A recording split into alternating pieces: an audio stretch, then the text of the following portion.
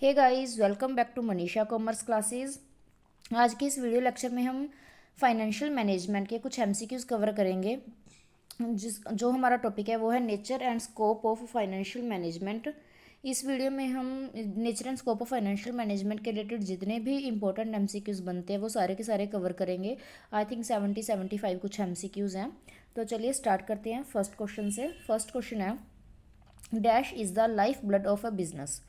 ठीक है, तो ऑप्शन दिए हुए हैं हमें finance manager, finance, financial management या कॉर्पोरेट फाइनेंशियल मैनेजमेंट। तो इसका सही आंसर है फाइनेंस। ठीक है, फाइनेंस क्यों? जैसे हम कहते हैं ना कि हमारे जिंदा रहने के लिए ब्लड जरूरी है, वैसे ही बिजनेस को चलाने के लिए क्या जरूरी है? फाइनेंस। तो फाइनेंस को क्या बोलते हैं? Life blood of a business. Second question है, share holders wealth in a firm is represented by. जो शेयर होल्डर्स की वेल्थ है उसको कैसे रिप्रेजेंट करते हैं? तो कैसे रिप्रेजेंट करते हैं? The market price per share of the company's common stock. ठीक है, नेक्स्ट क्वेश्चन है, question number 3, financial management is study. Financial management है जो वो किसकी स्टडी है? फर्स्ट है of the process of procuring and judicious use of financial resources and second is undertaking to maximise the value of firm owners. यानी कि एक तो हमें फाइनेंशियल रिसोर्सेज को प्रोक्योर करना है और उनको अच्छे से यूज़ करना है। ठीक है, जुडिशियस यूज़ करना है। और सेकंड हमें क्या दिया है कि undertaken to maximise the value of firms और ओनर्स, मतलब फर्म की वैल्यू है जो उसको मैक्सिमाइज करना है। तो ये दोनों ही आते हैं फाइनेंशियल मैनेजमेंट के अंदर। ठीक है, तो सही आंसर क्या होगा? Both 1 and 2। नेक्स्ट है question number 4, to increase a given present value the discount rate should be adjusted. अगर हमें, ठीक है, किसी प्रेजेंट वैल्यू को इंक्रीज करना है तो डिस्काउंट रेट को हमें क्या करना होगा? कैसे एडजस्ट करेंगे? डाउनवर्ड। ठीक है, डिस्काउंट रेट को हम कैसे एडजस्ट करेंगे? डाउनवर्ड। अगर हमें प्रेजेंट वैल्यू को इंक्रीज करना है, डिस्काउंट रेट को क्या करेंगे? डिक्रीज कर देंगे। नेक्स्ट क्वेश्चन है question number 5, long run objective of financial management is to. Long run objective क्या होता है फाइनेंशियल मैनेजमेंट का? मैंने आपको बताया था थ्योरी लेक्चर में कि दो ऑब्जेक्टिव्स होते हैं मेनली फाइनेंशियल मैनेजमेंट के। एक क्या होता है? प्रॉफिट मैक्सिमाइजेशन, और एक होता है वेल्थ मैक्सिमाइजेशन। और लॉन्ग रन ऑब्जेक्टिव क्या होता है? Wealth maximisation. राइट, तो वेल्थ मैक्सिमाइजेशन का मतलब क्या है? Maximise the value of the firm's common stock. Firm के कॉमन स्टॉक की वैल्यू को मैक्सिमाइज करना, यानी कि ऑप्शन नंबर बी। नेक्स्ट है, financial management is concerned with. Financial management किससे कंसर्न्ड है? फाइनेंशियल मैनेजमेंट का जो थ्योरी लेक्चर था उसमें बताया था कि 3 टाइप के डिसीजंस होते हैं फाइनेंशियल मैनेजमेंट में। राइट, कौन कौन से? Investment decision, finance decisions and dividend decision. अगर आपने थ्योरी लेक्चर नहीं देखा है तो वीडियो का लिंक मैंने डिस्क्रिप्शन में डाल दिया है, आप वहाँ पे जाके देख सकते हैं। आपको ये जो सारे डाउट्स हैं, जो सारे क्वेश्चंस हैं, वो मैं ऑलरेडी थ्योरी में कवर कर चुकी हूँ। ठीक है, नेक्स्ट है question number 7, procurement of funds inter Alia includes. Procurement of funds में क्या इंक्लूड होता है? तो इसमें क्या इंक्लूड होता है? फर्स्ट है identification of source of finance. ठीक है, कि सोर्स ऑफ फाइनेंस को आइडेंटिफाई करना, बिल्कुल ठीक है, इंक्लूड होता है। नेक्स्ट है डिटर्मिनेशन ऑफ फाइनेंस मिक्स। हम क्या कहते हैं? पहले सोर्स ऑफ फाइनेंस को आइडेंटिफाई करते हैं कि कौन कौन से सोर्सेज है फाइनेंस के, कहाँ कहाँ से हम फाइनेंस है जो रेज कर सकते हैं। राइट, तो ऑप्शन नंबर ए है जो वो तो आएगा ही आएगा। नेक्स्ट है डिटर्मिनेशन ऑफ फाइनेंस मिक्स। हमने पहले सोर्सेज देखे कि कहाँ कहाँ से रेज कर सकते हैं, लाइक इक्विटी से, प्रेफरेंस शेयर से, डेट। ठीक है, उसके बाद हम फाइनेंस मिक्स डिटरमाइन करते हैं कि इक्विटी हमें कितना चाहिए या डेट हमें कितना चाहिए। ठीक है, उसके बाद हम फाइनेंस मिक्स को डिटरमाइन करते हैं। तो मतलब ऑप्शन नंबर बी है जो वो भी आएगा। उसके बाद हम क्या करते हैं? रेजिंग ऑफ फंड्स, ये भी सही है, मतलब फंड्स को हम रेज करते हैं। ठीक है, उसके बाद division of profit between dividend and retention of profit of internal funds, ये भी आएगा। प्रोक्योरमेंट ऑफ फंड्स में मतलब जो भी हमारे पास प्रॉफिट है हम देखते हैं कि उसका डिविडेंड कितना डिस्ट्रीब्यूट करना है, और हमारे पास जो इंटरनल जो हमारे पास फंड्स है, ठीक है, उनको हमें कितना रिटेन करना है। मतलब एक तो हमारे पास जो रिटेन अर्निंग है उनको भी हम प्रोक्योरमेंट ऑफ फंड्स का हिस्सा बनाते हैं। ठीक है, तो आंसर क्या होगा इसका? ए बी सी डी, यानी कि जिसमें 4 ऑप्शन हो, तो that is option number D, CADB। Next है question number 8, the market price of a share of common stock is determined by. ठीक है, तो कैसे हम कॉमन स्टॉक का जो प्राइस है उसको डिटरमाइन करते हैं? तो उसको डिटरमाइन करते हैं individuals buying and selling the stock. Next है question number 9, which of the following are basic aspects of financial management. Financial management के जो बेसिक एस्पेक्ट्स हैं वो क्या हैं? First is procurement of funds, बिल्कुल है। Next is appointment of capable financial personnel को अपॉइंट करना, नहीं। नेक्स्ट है effective use of funds to achieve business objectives को अचीव करने के लिए इफेक्टिव यूज़ करना फंड्स का, बिल्कुल है। नेक्स्ट है इंक्रीज द नेशनल रिसोर्सेज, नहीं, नेशनल रिसोर्सेज को इंक्रीज करना नहीं है। तो इसका सही आंसर क्या होगा, 1 and 3, that is option number A. Next question है question number 10। The focal point of financial management in a firm is, ठीक है, किसी भी फर्म में फाइनेंशियल मैनेजमेंट का जो फोकल पॉइंट है वो क्या है। तो फर्स्ट है the number and types of product और services provided by the firm, नहीं, फाइनेंशियल मैनेजमेंट में हम फाइनेंस से रिलेटेड देखते हैं, ठीक है। नेक्स्ट है the minimisation of the amount of taxes paid by the firm, जो टैक्स पे कर रहे हैं उसके अमाउंट को मिनिमाइज करना, बिल्कुल नहीं। नेक्स्ट है creation of value for share holders, yes. तो इसका सही पॉइंट क्या है, फोकल पॉइंट मतलब किस चीज़ पे फोकस किया जाता है फाइनेंशियल मैनेजमेंट में, कि जो शेयर होल्डर्स है उनकी वैल्यू को क्रिएट करना, उनकी वैल्यू को मैक्सिमाइज करना। नेक्स्ट है क्वेश्चन नंबर 11। क्वेश्चन नंबर 11 में क्या है, a business organisation can obtain funds from, ठीक है, एक बिजनेस ऑर्गेनाइजेशन कहाँ से फंड रेज कर सकता है। इश्यू ऑफ प्रेफरेंस और इक्विटी शेयर कैपिटल, बिल्कुल यहाँ से भी रेज कर सकते हैं। इश्यू ऑफ डिबेंचर से भी कर सकते हैं। नेक्स्ट है loan from banks and financial institution, बिल्कुल यहाँ से भी कर सकते हैं। तो इसका सही आंसर क्या होगा, D, that is all of the above. Next question है question number 12। The decision function of financial management can be broken down into the, ठीक है, जो डिसीजन फंक्शंस हैं उनको हम किन किन में ब्रेक कर सकते हैं, मतलब कौन कौन से डिसीजन होते हैं। पहले ही हम कर चुके हैं कौन से डिसीजन होते हैं, इन्वेस्टिंग डिसीजन होते हैं, फाइनेंसिंग डिसीजन होते हैं और एसेट मैनेजमेंट, ठीक है, यानी कि ऑप्शन नंबर बी। नेक्स्ट है क्वेश्चन नंबर 13। तो क्वेश्चन नंबर 13 क्या बोलता है, इसमें 2 स्टेटमेंट्स दी हुई हैं, ठीक है, और हमें देखना है कि करेक्ट स्टेटमेंट है जो वो कौन सी है। तो स्टेटमेंट फर्स्ट क्या बोल रही है, since funds can be obtained from different sources therefore their procurement is always considered as complex problem by business concerns, क्योंकि जो फंड्स हैं उनको हम डिफरेंट सोर्सेज से रेज करते हैं, राइट, जैसे इक्विटी शेयर्स हो गए, डेट हो गया, तो उनकी प्रोक्योरमेंट को हमेशा कम्प्लेक्स प्रॉब्लम माना गया है बिजनेस में। तो ये बिल्कुल ठीक है। स्टेटमेंट 2 क्या बोल रही है, fund procured from different sources have different characteristic in term of risk, cost and control.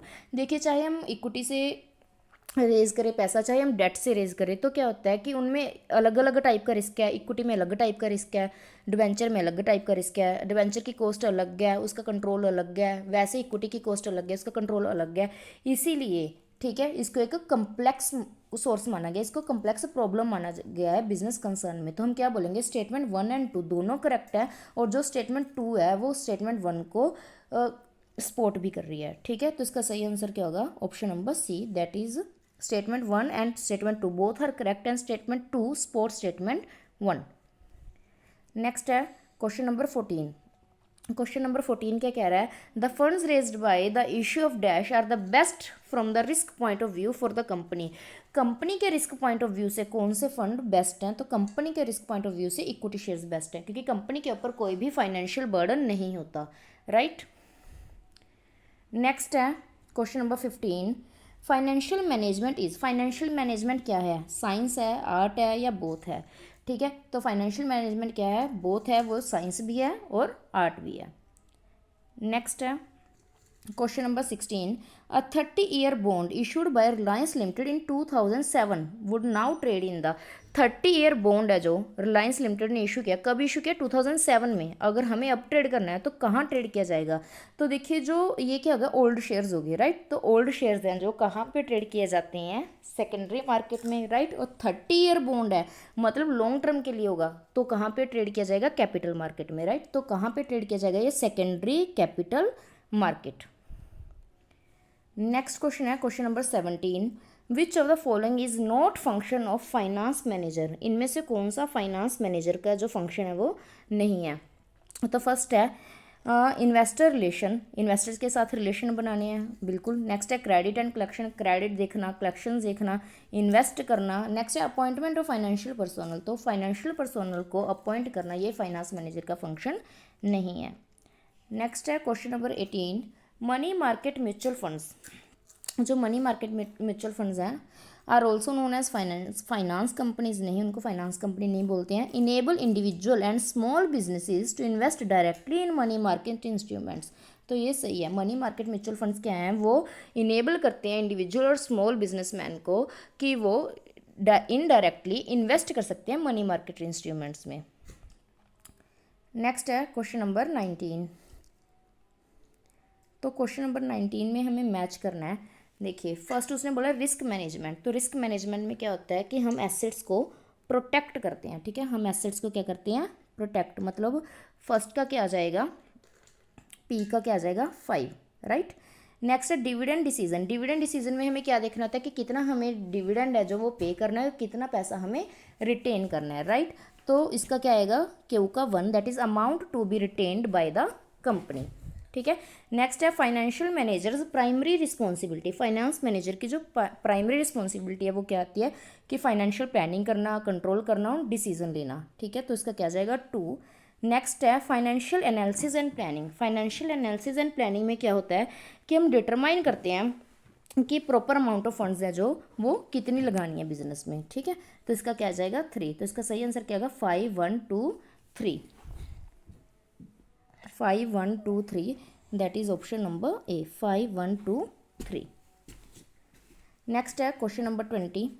The purpose of financial market is to.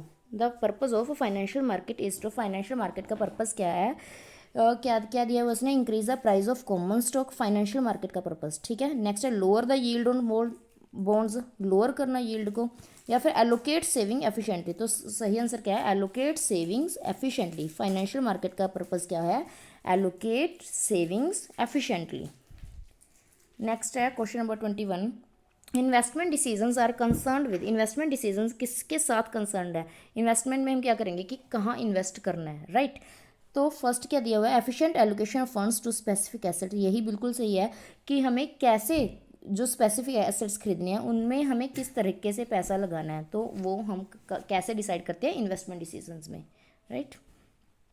Next है question number 22। Dash ensure that firm utilise its available resources most efficiently under conditions of competitive markets, ठीक है। इसमें उसने क्या बोला है कि क्या इंश्योर करता है कि फर्म अपने जो भी अवेलेबल रिसोर्सेज है उनको मोस्ट एफिशिएंट वे में, ठीक है, मोस्ट एफिशिएंट वे में यूटिलाइज कर रही है कॉम्पिटिटिव मार्केट में।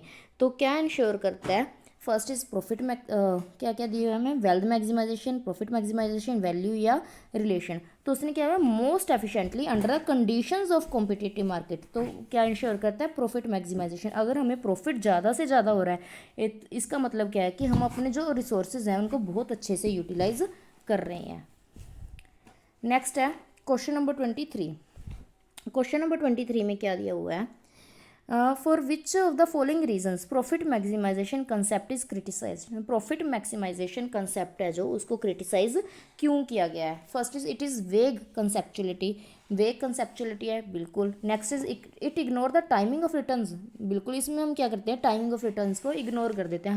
हम ये देखते हैं कि रिटर्न हो रही है या कितनी हो रही है, कब हो रही है, ये हम इग्नोर कर देते हैं। नेक्स्ट है it ignore the risk factor. इसमें रिस्क बहुत ज़्यादा लिया जाता है क्योंकि हमें क्या करना होता है, अपने जो प्रॉफिट्स हैं उसके बारे में सोचते हैं कि प्रॉफिट ज़्यादा से ज़्यादा हो, इसलिए रिस्क फैक्टर को हम इग्नोर कर देते हैं। नेक्स्ट है it emphasis is generally on short run project. Short run projects के लिए ही पॉसिबल है प्रॉफिट मैक्सिमाइजेशन ऑब्जेक्टिव को लेके चलना, लॉन्ग रन में ये सही नहीं रहता। लॉन्ग रन में हम वेल्थ मैक्सिमाइजेशन को लेके चलते हैं, ठीक है।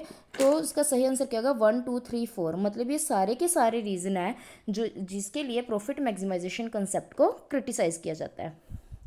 नेक्स्ट है क्वेश्चन नंबर 24। क्वेश्चन नंबर 24 है जो वो क्या बोल रहा है, dash consistent with the object of maximising owners economic welfare. ठीक है, ओनर के इकोनॉमिक वेलफेयर के लिए किसको कंसिस्ट कर सकते हैं, तो ओनर के इकोनॉमिक वेलफेयर के लिए किसको कंसिस्ट करेंगे, wealth maximization, that is option number B. Next है क्वेश्चन नंबर 25।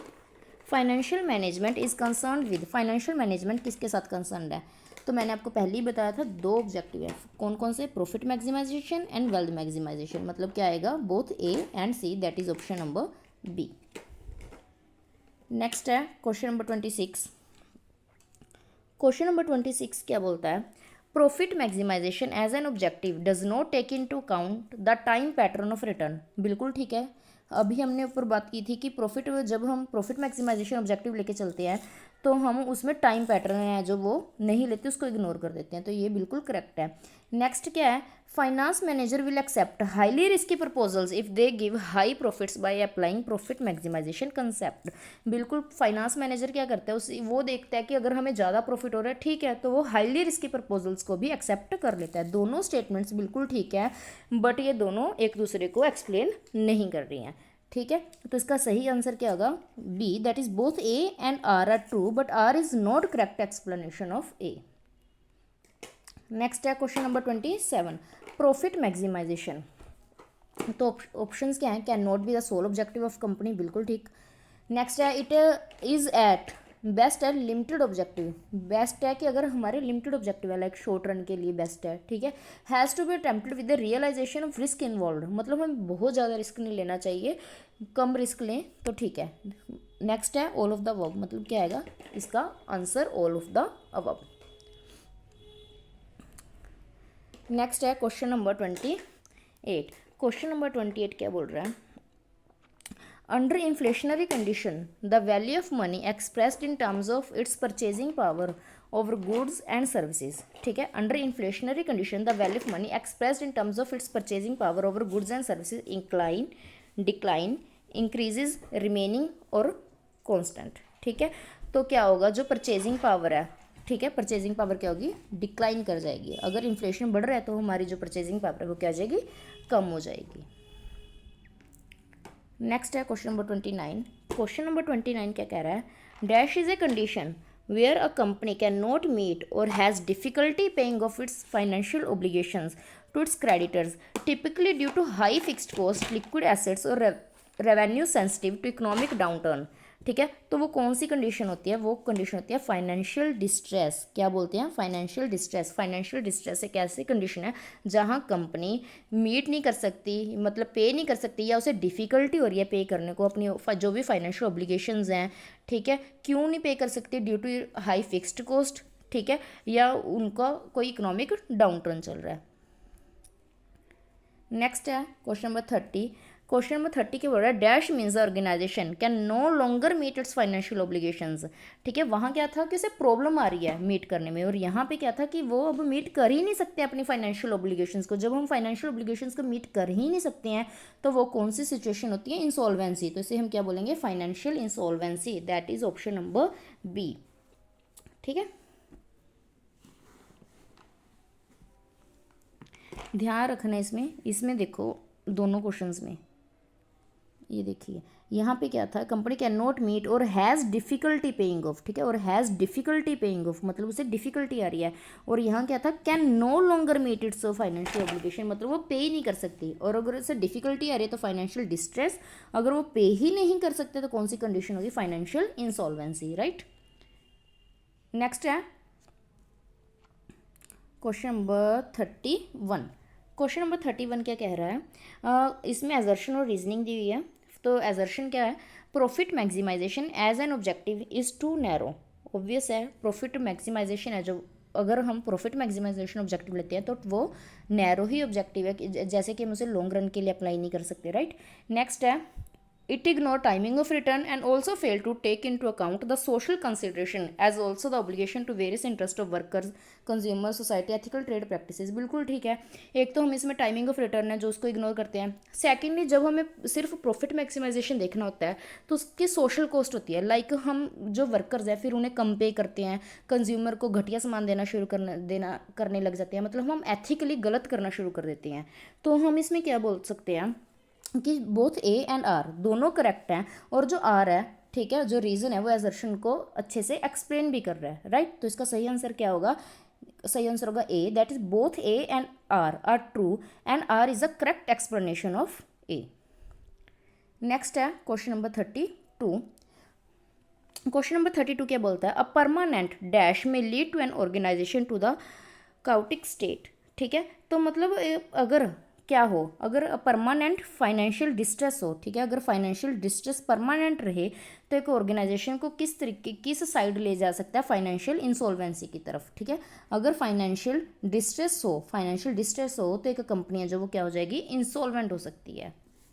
नेक्स्ट है question number 33, using in dash the capital structure of the company is called financial gearing. Financial gearing का मतलब क्या होता है, जब हम इक्विटी और डेट दोनों को यूज़ करते हैं, मतलब इक्विटी तो हम होती है, ठीक है, इक्विटी के साथ साथ जब हम डेट यूज़ करना शुरू करते हैं तो उसे हम क्या बोलते हैं, या तो लीवरेज बोलते हैं या फिर फाइनेंशियल गियरिंग बोलते हैं। मतलब ज़्यादा डेट यूज़ करेंगे वैसे ही हाई गियरिंग होगी, कम डेट यूज़ करेंगे तो लो गियरिंग होगी, राइट। तो डेट का मतलब क्या होता है, बोरोड फंड और फिक्स्ड कॉस्ट फंड, राइट, मतलब ऑप्शन नंबर ए। नेक्स्ट है क्वेश्चन नंबर 34। क्वेश्चन नंबर 34 में क्या है, हाई फाइनेंशियल गियरिंग विल, अगर फाइनेंशियल गियरिंग है जो वो हाई होगी, मतलब डेट हम ज़्यादा यूज़ कर रहे हैं, ठीक है, तो क्या होगा, जब हम डेट ज़्यादा यूज़ होगा ना तो जो earning per share of the company है वो इंक्रीज़ हो जाएगी, ठीक है। तो इसमें क्या होगा, increase the earning per share of the company if earning before interest and taxes are rising, क्योंकि अगर earning before interest and taxes है जो वो ज़्यादा हो रही है तो earning per share of the company है वो जो भी इंक्रीज हो जाएगी। नेक्स्ट है question number 35, higher the level of financial gearing, अगर फाइनेंशियल गियरिंग है जो वो ज़्यादा होगी तो रिस्क भी ज़्यादा होगा, greater will be the risk, क्योंकि रिस्क क्यों ज़्यादा होगा, इसमें हमारा जो फाइनेंशियल रिस्क है वो ज़्यादा होगा, क्योंकि जैसे जैसे हाई गियरिंग होगी, राइट, तो इसका मतलब क्या है, हम डेट फंड्स ज़्यादा यूज़ करें। डेट फंड्स ज़्यादा यूज़ करने का मतलब क्या है कि हम एक फिक्स्ड कॉस्ट को कमिट कर रहे हैं जो हमें पे करनी ही पड़ेगी, जिससे हमारा रिस्क है जो वो बढ़ जाएगा, ठीक है जी। नेक्स्ट है क्वेश्चन नंबर 36। क्वेश्चन नंबर 36 में क्या है, financial management is broadly concerned with, financial management किससे कनेक्टेड है, रेजिंग ऑफ फंड्स, बिल्कुल है, फंड्स रेज करते हैं, creating value to the assets of the business enterprise, business enterprise के एसेट्स को वैल्यू क्रिएट करना, बिल्कुल ठीक है, efficient allocation of funds, allocation of funds को मतलब फंड्स को अच्छे तरीके से एफिशिएंटली एलोकेट करना, बिल्कुल ठीक है। तो इसका सही आंसर क्या होगा, all of the above, that is question number D. Next है क्वेश्चन नंबर 37 क्या बोल रहा है, financial management can B judged by the study of the nature of, financial management को कैसे जज कर सकते हैं, मतलब किस किस नेचर की स्टडी को, किसके नेचर को स्टडी करके हम फाइनेंशियल मैनेजमेंट को जज कर सकते हैं। तो वही जो हमारे 3 टाइप के डिसीजन थे, कौन कौन से डिसीजन थे हमारे, investing decision, financing decision and dividend decision, right. कौन कौन से decision, investment decision, financing decision and dividend decision. Next है, which of the following are major aspects of investment decision making process, investment decision making process में कौन कौन से major aspects हैं। Investment decision making process का मतलब क्या होता है, इन्वेस्टमेंट डिसीजन में क्या होता है कि हमें पैसा इन्वेस्ट करना है, कहाँ इन्वेस्ट करना है, फिक्स एसेट्स में, राइट। तो उसके लिए हम क्या देखते हैं, कैपिटल बजटिंग। नेक्स्ट है क्वेश्चन नंबर 39। क्वेश्चन नंबर 39 में क्या है, investment decision and compass. Investment decision में क्या होता है, कॉस्ट ऑफ कैपिटल भी देखी जाती है कि जो जहाँ से हम पैसा लगा रहे हैं, ठीक है, उसकी कॉस्ट कितनी आ रही है। कैपिटल बजटिंग में देखते हैं हम management of liquidity and current asset, ये भी देखते हैं कि हमारे पास जो करंट एसेट्स है वो कितने हैं, लिक्विडिटी मैनेज हो सकती है या नहीं हो सकती, ठीक है। तो इसका सही आंसर क्या होगा, all of the above, that is option number D. Next है क्वेश्चन नंबर 40। क्वेश्चन नंबर 40 क्या बोल रहा है, optimal investment decision need to be made taking into consideration such factors as. Optimal investment decision है जो वो कैसे लेते हैं हम। फर्स्ट है estimation of capital outlay and future earning of the proposed project focusing on the task of value engineering and market forecasting. मतलब क्या है, हम देखते हैं कि कैपिटल आउटले मतलब इनिशियल हमें जो इन्वेस्ट है वो कितना करना पड़ेगा, फ्यूचर में हमें उस प्रोजेक्ट से कितनी अर्निंग होगी, ठीक है, मतलब ये सारा कुछ हम मार्केट को फोरकास्ट करके देखते हैं। नेक्स्ट है availability of capital and consideration of cost of capital. फिर हम ये देखते हैं कि हमारे पास कैपिटल कितनी है, ठीक है, और उस कैपिटल की कॉस्ट है जो वो कितनी आएगी, मतलब हम फाइनेंशियल एनालिसिस करते हैं। नेक्स्ट है a set of standards by which to select a project for implementation and maximizing return there from focusing attention logical and arithmetic. मतलब हम लॉजिक एंड अर्थमेटिक अपने अटेंशन हैं जो वो भी देखते हैं, मतलब एक सेट ऑफ स्टैंडर्ड, मतलब कितना रिस्क है, कितना रिटर्न आएगा, कितने सालों में रिटर्न आएगा, ठीक है, ये सब हम देखते हैं। उसके बाद हम इन्वेस्टमेंट डिसीजन लेते हैं, मतलब क्या आएगा option number D.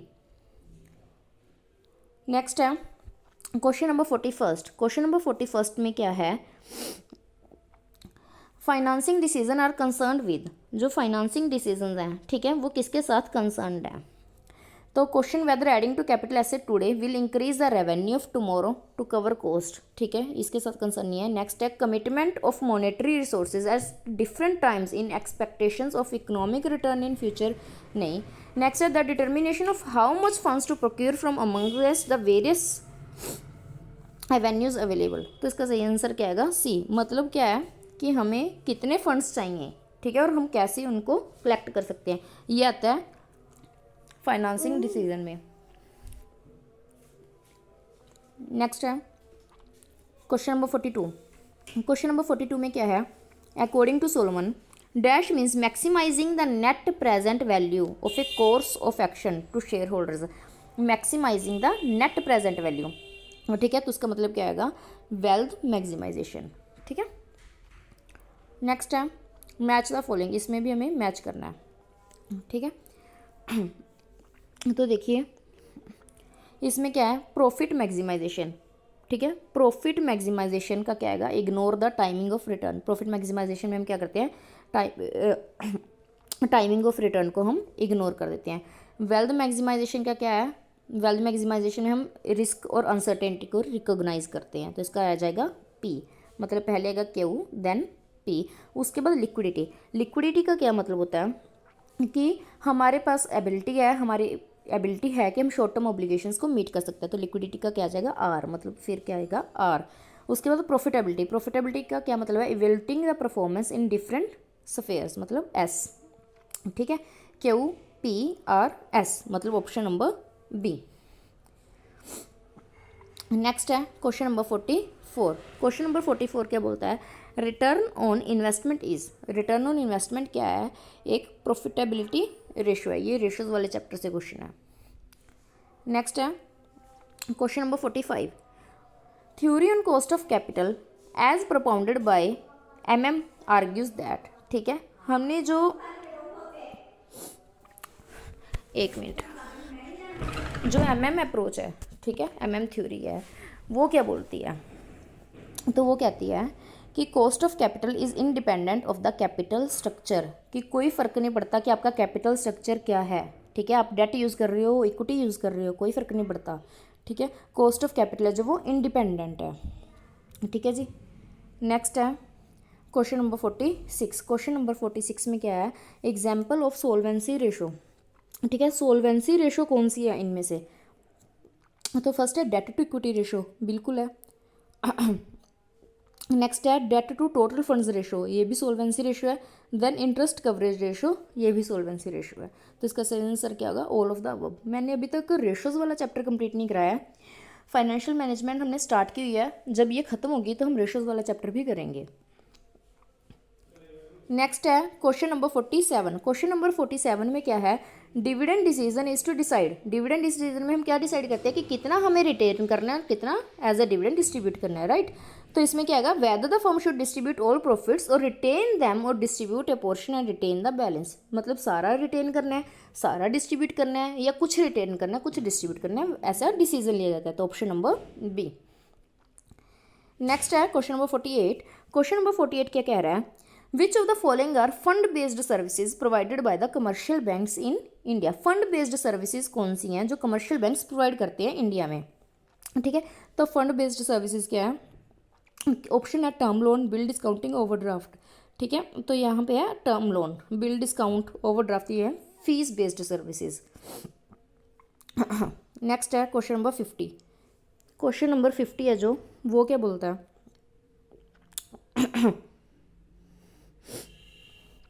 Which of the following aspects are taken up in detail under the study of financial management, ठीक है, जब हम फाइनेंशियल मैनेजमेंट की स्टडी करते हैं तो कौन कौन से एस्पेक्ट्स को हम डिटेल में स्टडी करते हैं। तो फर्स्ट है determination of size of the enterprise and determination of rate of growth, ठीक है, कि जो हमारा एंटरप्राइज है, मतलब जो हमारे फर्म है, उसका क्या साइज़ है और रेट ऑफ ग्रोथ क्या है। नेक्स्ट है determining the composition of assets of the enterprise. ठीक है, जो हमारा कंपोजिशन ऑफ एसेट्स है वो क्या है, बिल्कुल ये भी देखेंगे और ये भी देखेंगे। नेक्स्ट है determining the mix of enterprise financing, कि जो एंटरप्राइज की फाइनेंसिंग है, लाइक वो इक्विटी है, डेट है, मतलब किस तरीके से है। ठीक है, उसको भी डिटरमाइन करेंगे हम। नेक्स्ट है analysing planning and controlling of financial affair of the enterprise, बिल्कुल उनको एनालाइज भी करेंगे, प्लान भी करेंगे, कंट्रोल भी करेंगे जो फाइनेंशियल अफेयर्स हैं। ठीक है, तो हमें क्या क्या डिसाइड करना है, हमें साइज डिसाइड करना है। ठीक है, रेट ऑफ ग्रोथ देखेंगे, determination of composition of asset, composition of assets को देखेंगे। ठीक है, नेक्स्ट है जो भी एंटरप्राइज की फाइनेंसिंग है, इक्विटीज है, डेट्स है, उसको डिटरमाइन करेंगे कि मिक्स क्या होना चाहिए। ठीक है, तो इसका सही आंसर क्या होगा, 1 2 3 4, मतलब ऑप्शन नंबर डी। ठीक है जी। नेक्स्ट है क्वेश्चन नंबर 51। क्वेश्चन नंबर 51 में क्या है, which of the following statement is correct. The term profit is वेग, तो उसमें ने क्या बोला है कि द टर्म प्रॉफिट इज वेग। ठीक है, बिल्कुल ठीक है, जो प्रॉफिट टर्म है वो वेग ही है। ठीक है, क्योंकि हमें नहीं पता वो कौन से प्रॉफिट के बारे में बात कर रहा है, नेट प्रॉफिट के बारे में बात कर रहा है, ग्रोस प्रॉफिट के बारे में बात कर रहा है, कौन से प्रॉफिट के बारे में बात कर रहा है, right. Profit maximisation as N objective is too narrow, जो profit maximization as an N ऑब्जेक्टिव वो नैरो ऑब्जेक्टिव है, बिल्कुल ठीक, नैरो है, हमने पहले ऊपर ही बात की है। नेक्स्ट है wealth maximization decision do not take into consideration time value of money, wealth maximization नहीं लेता, ये गलत है, क्योंकि प्रॉफिट मैक्सिमाइजेशन आएगा यहाँ पे कि प्रॉफिट मैक्सिमाइजेशन डिसीजन है जो वो नहीं लेता time value of money and uncertainty of risk को। ठीक है, नेक्स्ट है investment decision relate to the determination as to how much and how frequently cash can be paid out of profit of an organization as an income, ये भी गलत है, तो इसका सही आंसर क्या होगा 1 and 2, 1 and 2 मतलब ऑप्शन नंबर बी। ठीक है जी। नेक्स्ट क्वेश्चन है क्वेश्चन नंबर 52। तो क्वेश्चन नंबर 52 है जो वो क्या बोल रहा है, which of the following statement is incorrect. Incorrect कौन सी है इनमें से, प्रॉफिट मैक्सिमाइजेशन इग्नोर रिस्क और अनसर्टेनिटी, बिल्कुल ठीक है। नेक्स्ट है wealth maximization emphasis the long term gains, wealth maximization में हम क्या देखते हैं, लॉन्ग टर्म गेन्स देखते हैं, बिल्कुल ठीक है, मतलब ये दोनों स्टेटमेंट्स ठीक है। तो इसने क्या पूछा, इनकरेक्ट, गलत कौन सी है, तो नीदर 1 नॉर 2। नेक्स्ट है क्वेश्चन नंबर 53। तो क्वेश्चन नंबर 53 क्या बोलता है, select the correct statement from the following, इनमें से करेक्ट स्टेटमेंट देखनी है हमें। ठीक है, कौन सी है, तो फर्स्ट बोल रहा है in accounting the measurement of funds is based on cash flow. ठीक है, in accounting the measurement of funds is based on cash flow, cash flow के ऊपर मेजर करता है कि जो फंड्स हैं वो कहाँ से आ रहे हैं, कहाँ से नहीं आ रहे हैं। ठीक है, तो ये बिल्कुल ठीक है। नेक्स्ट है the treatment of funds in financial management is based on the accrual principle, तो हम कौन सा प्रिंसिपल यूज़ करते हैं, एक्रूअल प्रिंसिपल यूज़ करते हैं, बिल्कुल ठीक है, उसका सही आंसर क्या होगा, बोथ 1 and 2। नेक्स्ट है क्वेश्चन नंबर 54। क्वेश्चन नंबर 54 में क्या है, dash may be defined as interest that is calculated as a percentage of the original principal amount. ठीक है, ओरिजिनल प्रिंसिपल अमाउंट के ऊपर जो कैलकुलेट किया जाता है वो कौन सा इंटरेस्ट होता है, कंपाउंड इंटरेस्ट। ठीक है जी। एक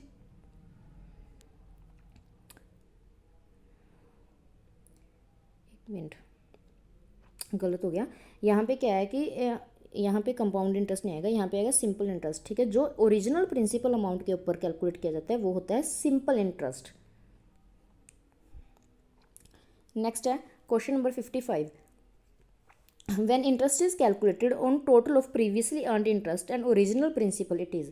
ठीक है, जब इंटरेस्ट कैसे कैलकुलेट करते हैं, प्रिंसिपल अमाउंट के ऊपर जो इंटरेस्ट लगा है उन दोनों को जोड़ के उसके ऊपर इंटरेस्ट कैलकुलेट करते हैं, वो होता है कंपाउंड इंटरेस्ट। तो इसका आएगा कंपाउंड इंटरेस्ट डी, उसका क्या आएगा वहाँ पे सिंपल इंटरेस्ट आएगा। ठीक है, क्या आएगा, सिंपल इंटरेस्ट। नेक्स्ट है question number 56। Which of the following statement is correct, इनमें से कौन सी स्टेटमेंट है जो करेक्ट है। फर्स्ट है discounting convert future amount into present value, discounting में क्या होता है, जो फ्यूचर अमाउंट होती है उसको हम प्रेजेंट वैल्यू में कन्वर्ट करते हैं, क्लियर। और compounding convert present value amount into future value, बिल्कुल ठीक है दोनों। आपको पता लग गया होगा डिस्काउंटिंग में क्या करते हैं हम, जो फ्यूचर की अमाउंट है उसको हम प्रेजेंट वैल्यू में कन्वर्ट करते हैं, और जो कंपाउंडिंग है उसमें हम क्या करते हैं, प्रेजेंट वैल्यू को फ्यूचर वैल्यू में कन्वर्ट करते हैं। ठीक है जी, तो इसका सही आंसर क्या होगा, बोथ 1 और 2। आपने देखा होगा जो नेट प्रेजेंट वैल्यू मेथड है, ठीक है, उसमें हम क्या यूज़ करते हैं, डिस्काउंटिंग फैक्टर यूज़ करते हैं, है ना। तो डिस्काउंटिंग फैक्टर को यूज़ करके हम क्या देखते हैं कि जो हमें फ्यूचर में इनकम होने वाली है वो अब कितनी है, राइट। तो इसका सही आंसर क्या होगा, बोथ 1 और 2। नेक्स्ट है क्वेश्चन नंबर 57। क्वेश्चन नंबर 57 में क्या है, dash is a series of equal payment or receipts occurring over a specified number of periods. ठीक है, इक्वल पेमेंट्स होती हैं या इक्वल रिसीट्स होती हैं, ठीक है, over a specified number of period, तो उसे हम क्या बोलते हैं, उसे हम बोलते हैं एन एन्यूटी। ठीक है जी। नेक्स्ट है question number 58। What is the most appropriate goal of the firm. Most appropriate goal of the firm, goal क्या थे, 2 ही गोल थे, ठीक है, कौन कौन से, प्रॉफिट मैक्सिमाइजेशन, वेल्थ मैक्सिमाइजेशन, उन दोनों में से बेस्ट कौन सा है, वेल्थ मैक्सिमाइजेशन। इसका सही आंसर क्या होगा, share holders wealth maximization, not stake holder, क्या आएगा, share holders wealth maximization. Question number 59। Question number 59 क्या कह रहा है, the ability of a firm to convert an asset to cash. अगर हम एसेट्स को कैश में कन्वर्ट कर सकते हैं तो उसे हम क्या बोलते हैं, लिक्विडिटी। क्लियर। नेक्स्ट है question number 60। Which of the following show the details of the companies activities involving cash during a period of time. ठीक है जी, तो इसमें क्या बोला है, इनकम स्टेटमेंट। इनकम स्टेटमेंट में वो एक्टिविटीज़ ये होती हैं क्या जिनमें कैश इन्वॉल्व हो। नई स्टेटमेंट ऑफ फाइनेंशियल पोजीशन, नई स्टेटमेंट ऑफ फाइनेंशियल पोजीशन में नहीं दी होता। ठीक है। नेक्स्ट है revenue minus cost is equal to profit, no, यहाँ पे आएगा नन ऑफ द अबव। ठीक है, कहाँ पे दी होती हैं, कैश फ्लो स्टेटमेंट में। ठीक है, सही आंसर क्या है इसका, कैश फ्लो स्टेटमेंट। ठीक है जी।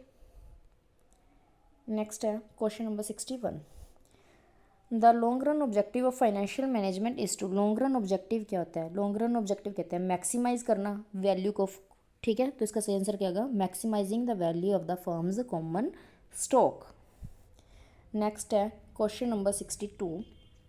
क्वेश्चन नंबर 62 में क्या है, in the dash the future value of all cash inflow at the end of the time horizon at a particular rate of interest is calculated. ठीक है, फ्यूचर वैल्यू कैलकुलेट करनी है हमें, तो हम क्या करेंगे, कंपाउंडिंग टेक्निक लगाएंगे। राइट, अभी बताया था ना कि अगर हमें प्रेजेंट वैल्यू कैलकुलेट करनी है तो हम क्या करेंगे, डिस्काउंटिंग टेक्निक लगाएंगे। फ्यूचर वैल्यू कैलकुलेट करनी है तो हम क्या करेंगे, कंपाउंडिंग टेक्निक लगाएंगे। नेक्स्ट है क्वेश्चन नंबर 63। क्वेश्चन नंबर 63 में क्या है, dash is a price at which the bond is traded at the stock exchange. ठीक है, स्टॉक एक्सचेंज में कौन से प्राइस पे किसी बॉन्ड को ट्रेड किया जाता है, तो कौन से प्राइस पे किया जाएगा, ऑब्वियस है मार्केट प्राइस पे है ना, मार्केट वैल्यू। नेक्स्ट है क्वेश्चन नंबर 64।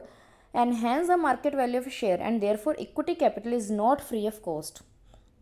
ठीक है, मतलब क्या है जो मार्केट वैल्यू को एनहेंस करता है, यहाँ पे मैं डैश लगा सकती हूँ। राइट, क्या है जो मार्केट वैल्यू को एनहेंस करता है शेयर्स की, इससे हम कह सकते हैं कि जो इक्विटी कैपिटल है वो भी फ्री ऑफ कॉस्ट नहीं है। अगर हम बाया इक्विटी, ठीक है, पैसा रेज करते हैं तो हमें उसके लिए भी कुछ ना कुछ पेमेंट करनी पड़ती है, तो वो है डिविडेंड। ठीक है जी। नेक्स्ट है क्वेश्चन नंबर 65। क्वेश्चन नंबर 65 में क्या है, dash and dash are 2 versions of goals of the financial management. कौन से 2 गोल हैं, पहले ही बताया मैंने, profit maximisation and wealth maximization, यानी कि ऑप्शन नंबर ए। नेक्स्ट है क्वेश्चन नंबर 66। क्वेश्चन नंबर 66 क्या बोल रहा है, dash and dash carry a fixed rate of interest and are to be paid off irrespective of the firm's revenue. कि firm को revenue हो रहा है या नहीं हो रहा, चाहे आप प्रॉफिट में हो चाहे आप लॉस में हो, तो भी आपको फिक्स रेट ऑफ इंटरेस्ट है जो वो पे करना ही पड़ेगा। तो debenture and dividends no. Next है debenture and bonds. Right, debenture पे भी इंटरेस्ट पे करना ही पड़ेगा और बॉन्ड्स पे भी पे करना पड़ेगा। राइट, तो यहाँ पे आएगा ऑप्शन नंबर बी। नेक्स्ट है क्वेश्चन नंबर 67।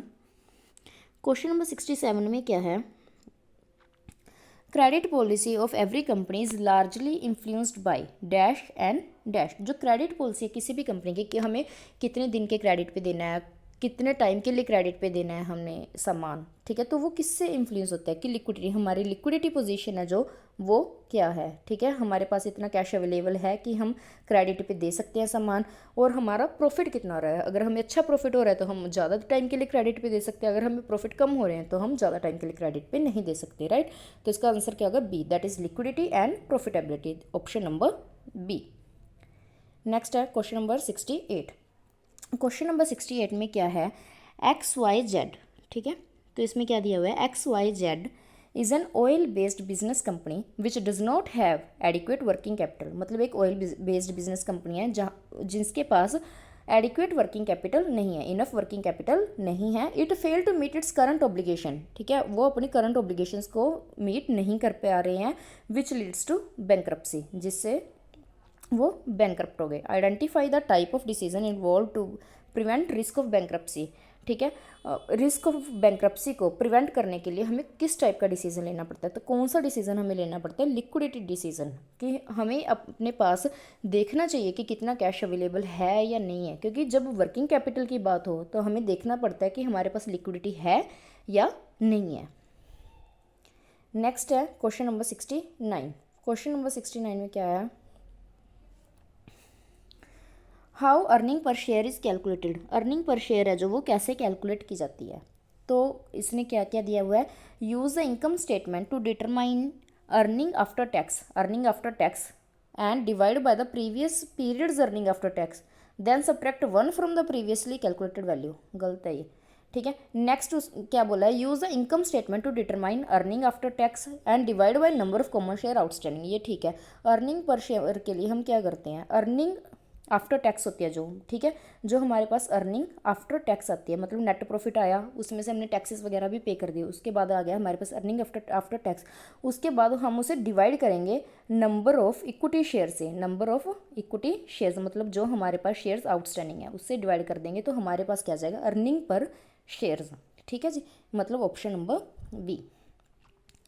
नेक्स्ट है क्वेश्चन नंबर 70।